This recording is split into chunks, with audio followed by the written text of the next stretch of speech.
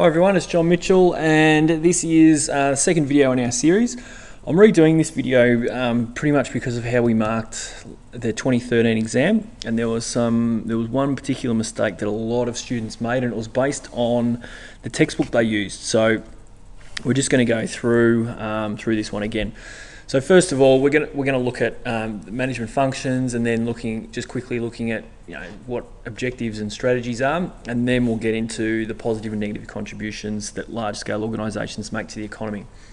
So what we've got here is that essentially a manager's job is to coordinate the resources of an organisation to ensure it achieves its goals and objectives, and it's got four main economic resources to manage. So they are the physical, which is its plant, land, equipment and materials, those kind of things; human resources, which are all the people in the organisation; finance, which is obviously money; and information, which could be how to make their product, could be information on their target market, anything like that. So it's important to note that no matter how big an organisation is, whether it's the size of the Australian government, or it's defined as a large-scale organisation because it's only got 200 employees, every organisation has limited resources, and it's up to management to decide how to best use those resources. Now, in management functions, we'll look at some of these more in depth as we go along, but we've got operations, which deals with the day-to-day activities; HR, your human resource management, which deals with the people in the organisation; finance and admin, which is obviously administration, support and all the money; research and development, trying to look at new ways to improve products and also production processes; and then marketing, which is there to promote the organisation and its products. Actually, just before we move on, it's important to note that they are the management functions.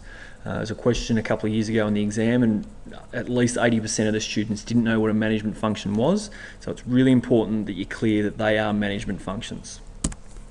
Now, in terms of objectives, an objective is essentially a goal that an organisation intends to achieve, gives the organisation some direction, and then you've got strategies that are the actions which enable the organisation to achieve that objective.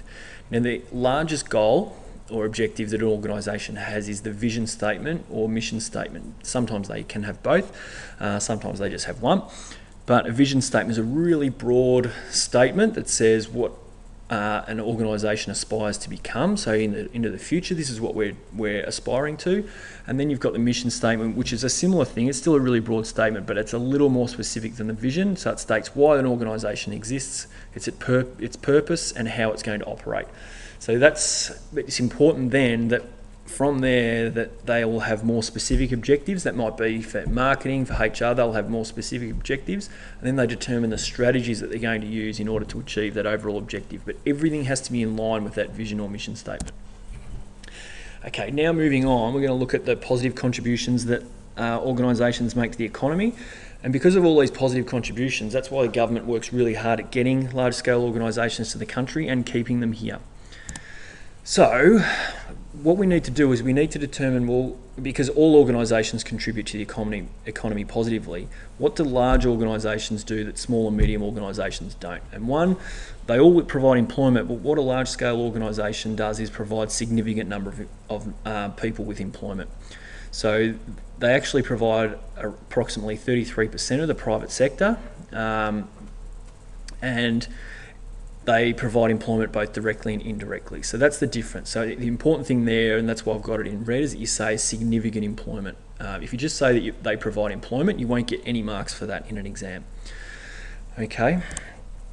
Now, they also contribute to infrastructure growth. So if an organisation moves into an area and they need new roads, for transport, those type of things, power, internet, the government will often help support that. Might be railroads, anything like that. So that helps improve the industrial base in the area. They also conduct research and development and contribute to innovation. Now, the reason that is they do that more. That's not saying that small organisations don't do any research and development. They do, but they contribute significantly because their budgets are much larger. Because they're making more money, they often have more money to spend on research and development, and that helps create better products. Also helps create, new drugs and things like that. for healthcare, also new production methods, all those kind of things. So Henry Ford's a perfect example of improving production method when he introduced the assembly line all those years ago. Two more positives. So they improve GDP, which stands for gross domestic product, and they also help improve our balance of payments, which is earning export by exporting, earning foreign income into Australia, and that helps retain employment in Australia. They also contribute significantly to the government's tax revenue because they're earning so much money. They have to pay lots of tax. That money is then put back into the economy to create jobs for Australians, and that's how they contribute positively. So moving on, negative contributions to the economy, and this is where some students really struggled in the 2013 exam. In one of your textbooks that some of you may be using, it will say that we've got downsizing, outsourcing, and damage to the environment. That's all it talks about. And so what students did is they spoke about downsizing and outsourcing as two separate negatives. Now you can do that, but it's really hard to differentiate the two, and I'll explain why. So first of all, downsizing is where an organisation reduces the number of workers. And then outsourcing, a lot of students say, well, it hurts the economy if you're outsourcing, an organisation outsources overseas, then that reduces the workforce in Australia. Essentially, that's the same thing as downsizing. Okay, so you can't use that as two different ones. So I'd keep them, just use one or the other if you had to do two, so downsizing or outsourcing, because a lot of students drop marks on that. Another one is damage to the environment. So because of the large amounts of gas emissions, transportation, manufacturing, etc., can impact on the environment. Now, a lot of people ask, well, how does that impact the economy? How is that a negative impact on the economy? And this is what you have to say something along the lines of, it is the cost of the cleanup. So the government then has to spend money to clean up that damage to the environment, which hurts the economy. All right. Now, market domination, this is one that lots of students used last year. It was a really good one. So by trying to dominate the market, because they're so big, that can lead to predatory pricing and impact small businesses and force them out of business. And then the cost of supplying infrastructure. If the government spends lots of money on infrastructure for a large-scale organisation, that can mean there's less money for other social programs. So that means they can possibly be underfunded. That one wasn't used too much in the exam, but definitely the market domination and the downsizing and the damage to the environment were the key main three.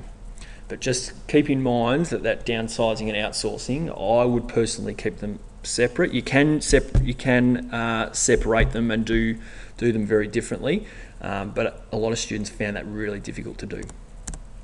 So just to recap, our management functions: HR, marketing, finance, operations, R&D, and then I've added IT in there as well. And then your positive contributions to the economy, we went through the employment, the infrastructure, gross domestic product and balance of payments, and research and development. And the negatives: downsizing or outsourcing, damage to the environment, predatory pricing, and the cost of infrastructure. So for more resources to help you with today's topic and to find out more about our revision lectures in your area, go to teachingbubble.com.